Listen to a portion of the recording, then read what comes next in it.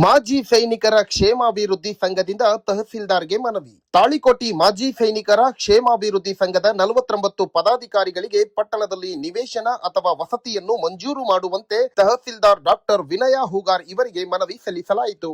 ಈ ಸಂದರ್ಭದಲ್ಲಿ ಸಂಘದ ಅಧ್ಯಕ್ಷ ಶ್ರೀಪಾಲ್ ಸಂಗಮಿ ಮಾತನಾಡಿ, ನಮ್ಮ ಕ್ಷೇಮಾಭಿವೃದ್ಧಿ ಸಂಘದಲ್ಲಿ 43 ಮಾಜಿ ಸೈನಿಕರು ಹಾಗೂ 6 ವೀರ ನಾರಿಯರು ಒಟ್ಟು 49 ಸದಸ್ಯರಿದ್ದು, ಇಲ್ಲಿಯವರೆಗೆ ಯಾವುದೇ ನಿವೇಶನ ಅಥವಾ ವಸತಿ ಮಂಜೂರು ಮಾಡಿರುವುದಿಲ್ಲ. ಆದ ಕಾರಣ ಆದಷ್ಟು ಬೇಗ ಮಂಜೂರು ಮಾಡಿಸಲು ಕ್ರಮ ವಹಿಸಬೇಕೆಂದು ತಿಳಿಸಿದರು. ಮನವಿ ಪತ್ರವನ್ನು ಸ್ವೀಕರಿಸಿ ಮಾತನಾಡಿದ ತಹಸೀಲ್ದಾರ್ ಡಾಕ್ಟರ್ ವಿನಯ ಹೂಗಾರ್ ಅವರು ಸದರಿ ಮನವಿಯನ್ನು ಪರಿಶೀಲಿಸಿ ಕ್ರಮ ವಹಿಸುತ್ತೇನೆ ಎಂದರು. ಈ ಸಮಯದಲ್ಲಿ ಸಂಘದ ಕಾರ್ಯದರ್ಶಿ ಬಾಪುಗೌಡ ಪಾಟೀಲ್, ಸದಸ್ಯರಾದ ಶಂಕರಗೌಡ ನರಸಲಗಿ, ಬೋರಮ್ಮ ಕುಂಬಾರ್, ನಿಂಗಮ್ಮ ಬಿರಾದಾರ್, ಶಂಕರಗೌಡ ನಾಗರಾಳ್, ಎಸ್ಜಿ ಸಜ್ಜನ್, ಬಿಎಫ್ ಹರ್ನಾಳ್ ಹಾಗೂ ಶಿವಾನಂದ್ ಮಠ್ ಉಪಸ್ಥಿತರಿದ್ದರು. ವರದಿ ಕಿಶೋರ್ ಕುಲಕರ್ಣಿ, ಸಮೃದ್ಧ ಕರ್ನಾಟಕ ನ್ಯೂಸ್, ತಾಳಿಕೋಟಿ. ತಹಸೀಲ್ದಾರ್ ಸಾಹೇಬ್, ತಾಳಿಕೋಟಿ ತಾಲೂಕು, ತಾಳಿಕೋಟಿ. ಮಾನ್ಯರೇ, ವಿಷಯ ತಾಳಿಕೋಟಿ ತಾಲೂಕಿನಲ್ಲಿ ವಾಸಿಸುತ್ತಿರುವ ಮಾಜಿ ಸೈನಿಕರಿಗೆ ವಿವಿಧ ವಸತಿ ಯೋಜನೆ ಅಡಿಯಲ್ಲಿ ನಿವೇಶನ ಅಥವಾ ವಸತಿ ಮಂಜೂರಿ ಮಾಡುವ ಕುರಿತು ಉಲ್ಲೇಖ. 1. ಮುಖ್ಯ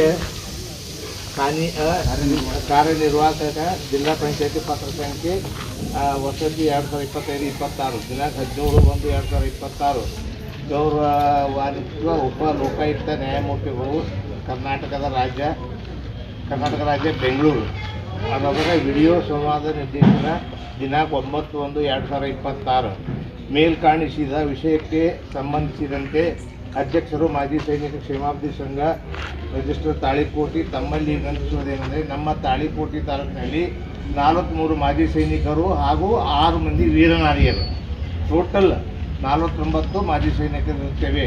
ಅದರಂತೆ ಮುಂದುವರೆದು ಉಲ್ಲೇಖ 1 ಮತ್ತು 2 ಪತ್ರದಲ್ಲಿ ತಮಗೆ ನಿರ್ದೇಶನ ನೀಡಿರುವಂತೆ ನಾವು ಯಾರು ಇಲ್ಲಿಯವರೆಗೆ ಯಾವುದೇ ವಸತಿ ಯೋಜನೆ ಅಡಿಯಲ್ಲಿ ನಿವೇಶನ ಅಥವಾ ವಸತಿ ಪಡೆದಿರುವುದಿಲ್ಲ. ಕಾರಣ ಈ ಪತ್ರಕ್ಕೆ ಲಗತ್ತಿಸಿರುವ ವಿವರದಂತೆ ನಮ್ಮ 49 ಮಾಜಿ ಸೈನಿಕರಿಗೆ ವಿವಿಧ ವಸತಿ ಯೋಜನೆ ಅಡಿಯಲ್ಲಿ ನಿವೇಶನ ಅಥವಾ ವಸತಿ ಮಂಜೂರು ಮಾಡಿ ಕೊಡಲು ತಮ್ಮಲ್ಲಿ ವಿನಂತಿಸಲಾಗಿದೆ.